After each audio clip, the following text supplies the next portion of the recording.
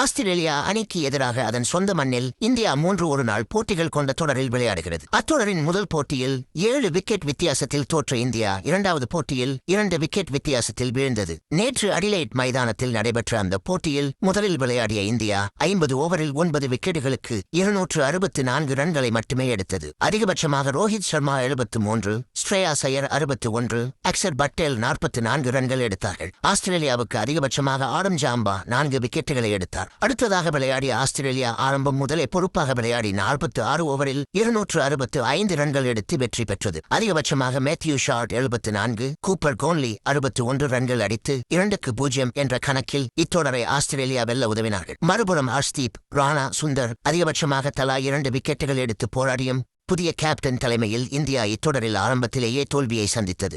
இந்நிலையில் இப்போட்டியில் போதுமான ரன்கள் அடிக்காததே தோல்விக்கு முக்கிய காரணமானதாக இந்திய கேப்டன் சுப்மன் கில் வருத்தம் தெரிவித்துள்ளார்.